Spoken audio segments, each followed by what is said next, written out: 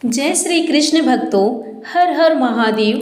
प्रिय भक्तों, आज हम बात करेंगे एक ऐसे रहस्य की जो लाखों करोड़ों भक्तों के दिल में सालों से एक सवाल की तरह छुपा हुआ है। सवाल ये है कि आखिर शिवलिंग पर जल ही क्यों चढ़ाया जाता है? क्या सिर्फ आस्था ही वजह है या इसके पीछे कोई गहरा वैज्ञानिक, आध्यात्मिक और तात्विक कारण छिपा हुआ है? आज इस वीडियो में हम जानेंगे शिवलिंग का असली अर्थ क्या है, शिवलिंग की उत्पत्ति कैसे हुई है, शिवलिंग पर जल क्यों चढ़ाया जाता है, क्यों चढ़ाते हैं, इसके पीछे छुपे वैज्ञानिक कारण क्या है, आध्यात्मिक महत्व और रहस्य क्या है, और वो कहानियाँ जिन्होंने इस परंपरा को जन्म दिया।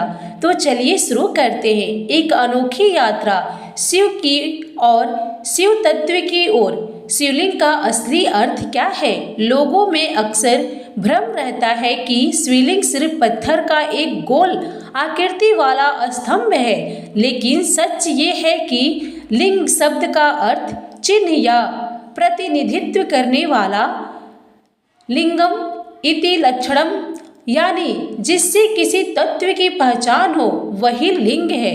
दरअसल शिवलिंग सृष्टि और ब्रह्मांड की अत्यंत ऊर्जा का प्रतीक है।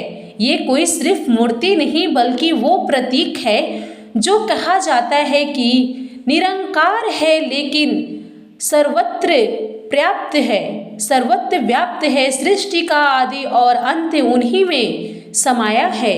शिवलिंग का गोलाकार आधार योनि का दर्शाता है जो सृजन शक्ति का प्रतीक है, और ऊर्ध्व भाग शिव के निरंकार स्वरूप को दर्शाता है जो विनाश और मोक्ष का प्रतीक है। वैज्ञानिक दृष्टि से देखें तो शिवलिंग अक्सर ग्रेनाइट या खास पत्थरों में से बना होता है जिसमें ऊर्जा संचय की क्षमता होती है, और उस पर जल, दूध या बेलपत्र चढ़ाने से वो पत्थर ठंडा रहता है तथा उसके आसपास का वातावरण सकारात्मकता ऊर्जा से भरा होता है।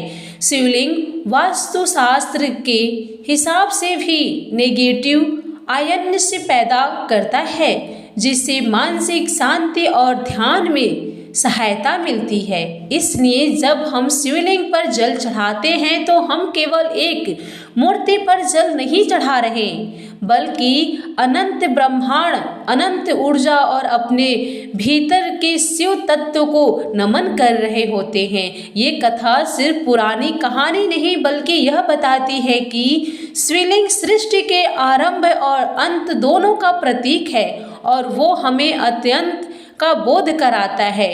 दोस्तों, हम सब शिवलिंग की पूजा करते हैं, उसे भगवान शिव का प्रतीक मानते हैं, लेकिन क्या आपने कभी सोचा शिवलिंग की उत्पत्ति कैसे हुई?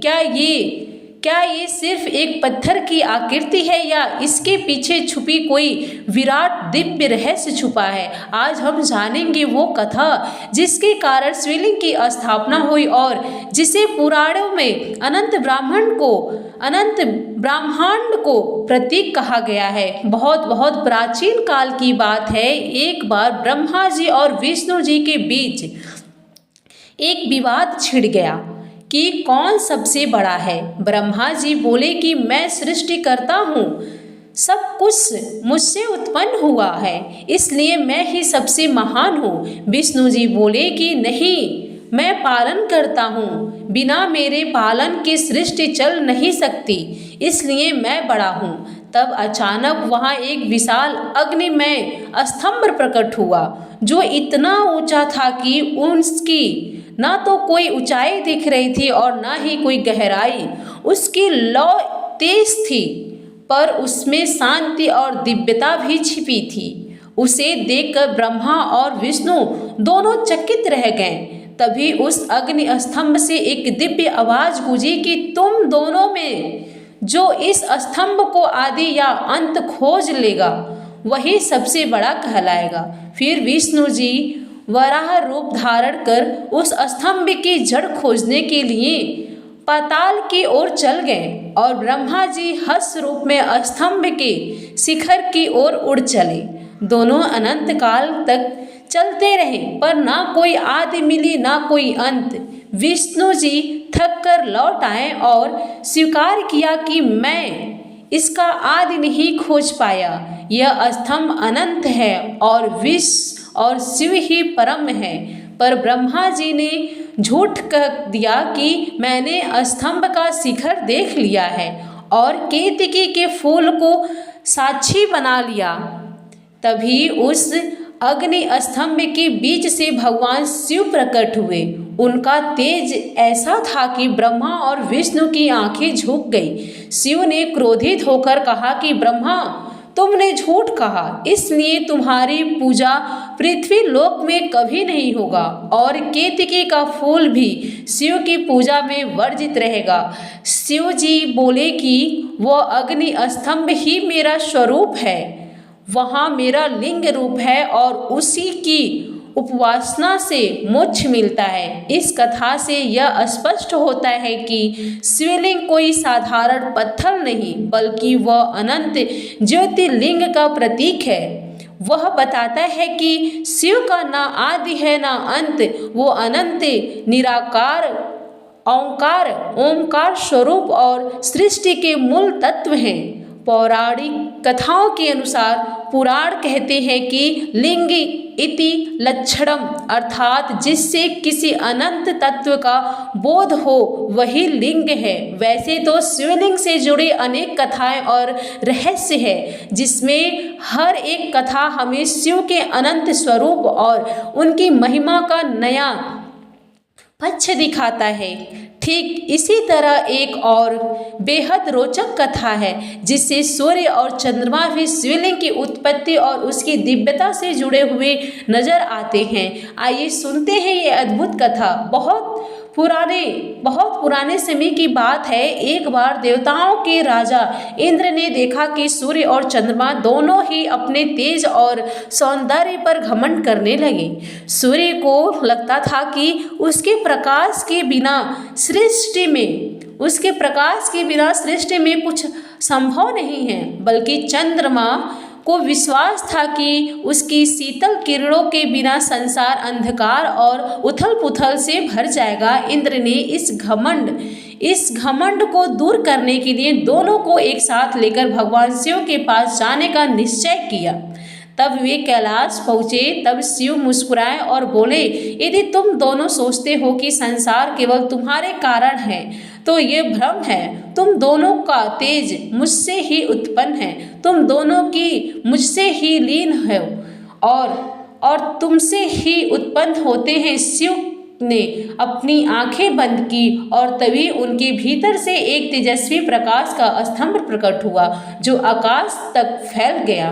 वो स्तंभ इतना प्रचंड और दिव्य था कि सूर्य और चंद्रमा का तेज उनमें तुच्छ प्रतीत होने लगा। शिव ने कहा, यह ही मेरा शिवलिंग है, इसमें ना आदि है ना अंत, इसमें ही संपूर्ण ऊर्जा समाई है। तुम दोनों का तेज भी इसी से उत्पन्न होता है। सूर्य और चंद्रमा ने झुककर शिवलिंग की पूजा और घमंड त्याग कर कहा, हे देवों के देव, हम समझ गए कि आप ही आदि और अनंत हैं, हम तो बस आपकी शक्ति का एक अंश हैं।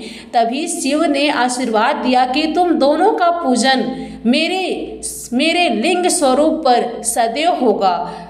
सूर्य मेरे लिंग को ऊर्जा देंगे और चंद्रमा शीतलता प्रदान करेगा। यही कारण है कि कई शिवलिंगों पर सूर्य की किरणें विशेष रूप से गिरती है और चंद्रमा की चांदनी में शिव की पूजा का महत्व है। इस कथा से हम संदेश मिलता है कि संपूर्ण ब्रह्मांड की सारी शक्तियां शिवलिंग में ही समाहित हुई है और उसमें सूर्य का तेज और चंद्रमा की शीतलता दोनों ही सम्मिलित है। अब असली सवाल, शिवलिंग पर जल ही क्यों चढ़ाया जाता है? इसका जवाब 3 स्तरों में छुपा है, पौराणिक, आध्यात्मिक और वैज्ञानिक। कहा जाता है कि समुद्र मंथन के समय जब हलाहल नामक भयंकर विष निकला तब सारी सृष्टि विनाश के कगार पर पहुंच गई थी और देवताओं दानव सभी घबरा गए। तब भगवान शिव ने संसार की रक्षा के लिए सारा विष पी लिया, जिससे उनका कंठ नीला पड़ गया और वे नीलकंठ कहलाए। लेकिन उस विष की अग्नि उनके शरीर में भयंकर जलन पैदा करने लगी। तब देवताओं और देवी पार्वती ने शिवलिंग पर निरंतर जल अर्पित करना शुरू किया ताकि उनके तपन शांत हो सके, और तभी से परंपरा बनी कि शिवलिंग पर जल चढ़ाना शिव की शीतलता के लिए आवश्यक है। पर बात यही खत्म नहीं होती, क्योंकि आध्यात्मिक दृष्टिकोण से देखा जाए तो जल ही जीवन है और शिव को पंच तत्वों का स्वामी कहा जाता है, जिसमें धरती, जल, अग्नि, वायु और आकाश शामिल हैं। जब हम शिवलिंग पर जल चढ़ाते हैं तो वो केवल पूजा नहीं बल्कि एक संकेत होता है कि हम अपने भीतर की तृष्णा और अहंकार को शिव में अर्पित कर रहे हैं, और यह हमारे अहंकार के समर्पण का प्रतीक है। इसके अलावा जल शांति और शीतलता का प्रतीक है और शिव स्वयं शांत और सौम्य स्वरूप है। इसलिए जब हम उन पर जल अर्पित करते हैं तो ये हमारी प्रार्थना होती है कि हमारे भीतर की ज्वाला और व्याकुलता शांत हो जाए। लेकिन असली रहस्य तब और दिलचस्प हो जाता है जब हम इसे वैज्ञानिक दृष्टि से देखते हैं, क्योंकि शिवलिंग अक्सर ग्रेनाइट या खास पत्थरों से बनाया जाता है जिसमें पाइजो इलेक्ट्रिक गुण होते हैं। ये पत्थर वातावरण की ऊर्जा को अवशोषित और उत्सर्जित करते हैं, और जब उन पर जल चढ़ाया जाता है तो पत्थर ठंडा रहता है तथा उसमें उत्पन्न इलेक्ट्रोमैग्नेटिक वेल्स स्थिर हो जाती है, जिसमें आसपास का वातावरण सकारात्मकता ऊर्जा से भर जाता है। यही नहीं, मंदिरों का वास्तुशास्त्र भी ऐसा बनाया जाता है कि जहां शिवलिंग स्थापित होता है वहां का क्षेत्र नेगेटिव आयंस से भरपूर रहता है, और जब हम शिवलिंग पर जल चढ़ाते हैं तो ये आयंस और अधिक सक्रिय होकर तनाव, डिप्रेशन और माइग्रेन जैसी समस्याओं को कम करने में मदद करते हैं। इसलिए वैज्ञानिक भी कहते हैं कि शिवलिंग पर जल चढ़ाना केवल धार्मिक अनुष्ठान नहीं बल्कि यह प्रकार की प्राकृति थेरेपी भी होती हैं जो तन और मन दोनों को शांत और ऊर्जा प्रदान करती हैं। अब सवाल आता है कि केवल जल ही क्यों नहीं बल्कि बेलपत्र, दूध, शहद और धतूरा भी शिवलिंग पर क्यों चढ़ाया जाता है? दरअसल इसके पीछे गहरे धार्मिक और वैज्ञानिक कारण छिपे हैं। दूध शिवलिंग को शीतलता प्रदान करता है और शुद्धता का प्रतीक माना जाता है। बेलपत्र की 3 पत्तियां त्रिदेवों का प्रतीक है और इसमें औषधि गुण की भरपूर होते हैं, जिससे वातावरण शुद्ध और मन शांत होता है। धतूरा अपने आप में विष है, लेकिन इसे शिव को अर्पित करने का अर्थ है कि हम अपने भीतर के विष, विकास और नकारात्मकता को शिव को सौंप रहे हैं ताकि वह उनका दमन कर सके। वही शहद मीठे स्वभाव और जीवन में मधुरता का प्रतीक है और इसे अर्पित करना इस बात का संकेत है कि हम अपने जीवन में मिठास और सौहार्द चाहते हैं। ये सारी चीजें सिर्फ प्रतीक हैं, बल्कि औषधीय और मानसिक रूप से भी बेहद लाभकारी है, क्योंकि इसमें प्राकृतिक गुण होते हैं जो शरीर और मन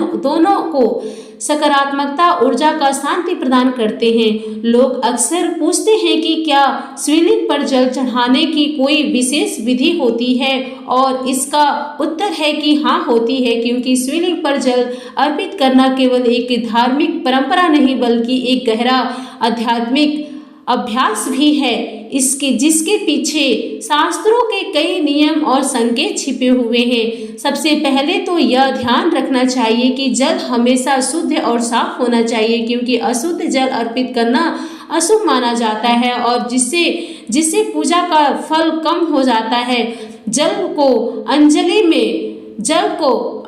में या लोटे से धीरे धीरे और श्रद्धा पूर्वक शिवलिंग पर चढ़ाना चाहिए ताकि उसका स्पर्श शिवलिंग के प्रत्येक भाग को शीतलता और पवित्रता प्रदान कर सके। जिसके साथ ही ओम नमः शिवाय या महामृत्युंजय मंत्र का उच्चारण करना चाहिए, क्योंकि इस मंत्रों की ध्वनि कंपन वातावरण को सकारात्मकता ऊर्जा से भर देती है और साधक के मन में स्थिरता और शांति लाती है। शिवलिंग पर जल चढ़ाते समय केवल मंत्र ही नहीं बल्कि अपने मन की सारी कामनाएं, कष्ट और अहंकार भी शिव के चरणों में समर्पित कर देना चाहिए, ताकि वे सब कुछ अपने भीतर समाहित करने और भक्त को शांति और समाधान प्रदान करें। इसके अलावा शिवलिंग की परिक्रमा करने का भी विशेष नियम है, जिसमें एक या अधिक प्रदक्षिणा ही की जाती है, पूरी प्रदक्षिणा नहीं, क्योंकि शिवलिंग का पिछला भाग माता पार्वती का स्वरूप माना जाता है और उस भाग की अनदेखी कर आगे बढ़ जाना ही शास्त्र सम्मत है। ये आधी परिक्रमा इस बात का प्रतीक है कि शिव और शक्ति एक दूसरे से अलग नहीं है, परंतु इसके पूजन की मर्यादा अलग है। ऐसा कहा जाता है कि जो भक्त विधि पूर्वक और सच्ची भावना से शिवलिंग पर जल अर्पित करता है और परिक्रमा करता है, उसे भगवान शिव की कृपा शीघ्र प्राप्त होती है और उसके जीवन के कष्ट दूर हो जाते हैं। शिवलिंग पर विशेष दिनों में जल चढ़ाने का महत्व है। केवल रोजाना ही नहीं बल्कि कुछ खास दिन भी माने गए हैं जब शिवलिंग पर जल चढ़ाने से विशेष फल मिलती है, जैसे सोमवार, जिसे शिव का प्रिय दिन माना गया है। उस दिन शिवलिंग पर जल अर्पित करने से रोग, छीड़ और संकट दूर होते हैं। तो दोस्तों, ये कथा आपको कैसी लगी? तो दोस्तों, ये था रहस्य शिवलिंग पर जल चढ़ाने का वैज्ञानिक और आध्यात्मिक कारण। उम्मीद है आज की ये कहानी आपको बहुत पसंद आई होगी। अगर आपको ये वीडियो अच्छा लगा हो तो लाइक करें, शेयर करें और कमेंट में ज़रूर लिखें हर हर महादेव। और अगर आप चाहते हैं कि किसी और धार्मिक विशेष पर विस्तार से चर्चा की जाए तो कमेंट बॉक्स में ज़रूर बताइए। मिलते हैं अगली नेक्स्ट वीडियो में, तब तक के लिए हर हर महादेव।